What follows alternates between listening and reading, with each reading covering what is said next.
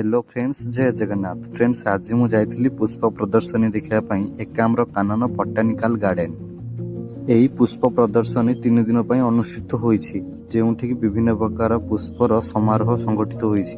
एकाम्र कानन botanical garden रे अन्य दिन मानकर टिकेटर चार्जेस पड़िଥାଏ, किंतु एही जो प्रदर्शनी पुष्प प्रदर्शनी होईछि 3 दिन पई वर्तमान टिकेट फ्री अछि। टिकेट ही नाही, फ्री एंट्री सहित टिकेट भी फ्री अछि एवं पार्किंग भी फ्री अछि। यह सकाळ 8:30 ठारू आरंभ करी राति 8:30 पर्यंत खोला अछि। पुष्प प्रदर्शनी रे आपण विभिन्न प्रकार फल फूल देखिबा सहित आपण किनि भी पारिबे।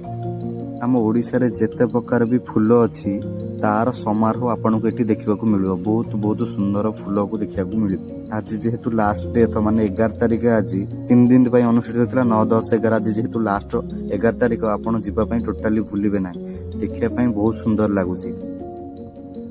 गछ लगाय पई मध्य एठारे विभिन्न प्रकार चिना माटीर एवं प्लास्टिक रो विभिन्न कुंड भी मध्य बिक्री करा जाउतला। ता सहित होम डेकोरेशन सामग्री सेगुराक मध्य बिक्री करा जाउतला। एठारे छोट गछ फ्रेंड्स देखंतु, एटा हाइब्रिड कमला छोट गछ मध्य फल होई साइलानी। पुष्प सहित एठारे विभिन्न प्रकार पेंटिंग मध्य समारोहित होइतिला। एठारे गछ सहित फूल गछ सहित खत माने विभिन्न जैविक खत सार मध्य एठारे बिक्री करा जाउतला। एवं आपण देखंतु, एटा चतुर्पार्श्व मझिरे छिडा हिची। एटा तार चतुर्पार्श्व रो दृश्य बॉटानिकल गार्डन रो। गार्डन रे वाटर शो मध्य चलथिला, जहाँ देखिबा ठीक ठाक थिला, किंतु राति रे देखिबा पई बहुत मस्त लागिवो। ए जो शो होतला वाटर शो, फोटो उठाइबा पईका बहुत सुंदर प्लेस मध्य थिला। आपण माने देखंतु एवं एन्जॉय करंतु।